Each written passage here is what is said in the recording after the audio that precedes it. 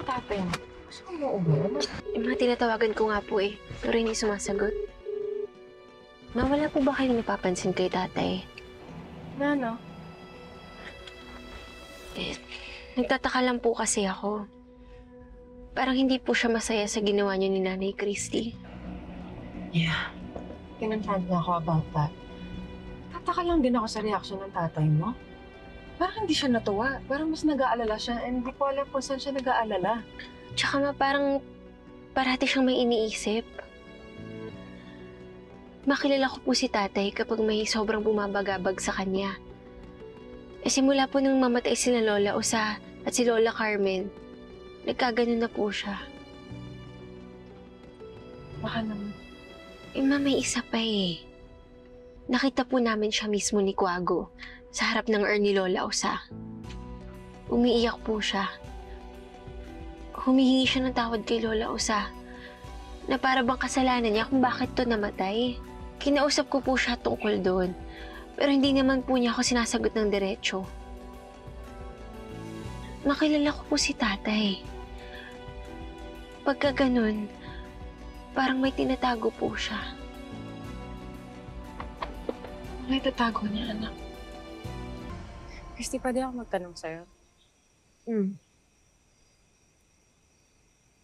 Kailan mo last nakausap si Leon?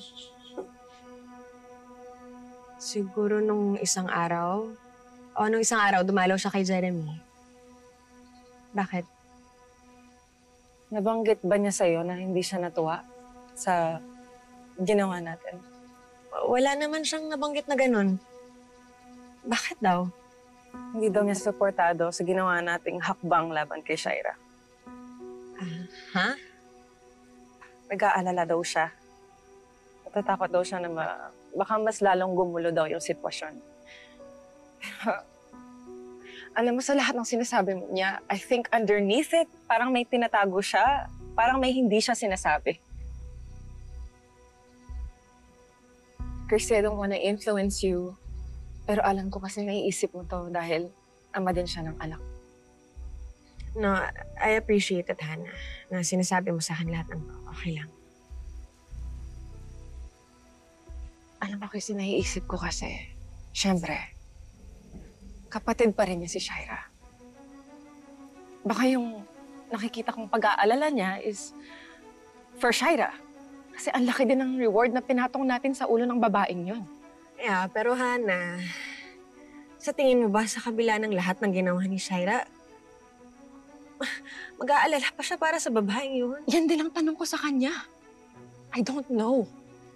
Ang alam ko lang, sigurado ako, may tinatago si Leon and I wanna know what it is. Easy ka lang, Hannah, kasi baka mamaya yung relasyon mo na kay Leon bilang magkaibigan maapektuhan din. Pati si Billy pa, madamay. Take it easy.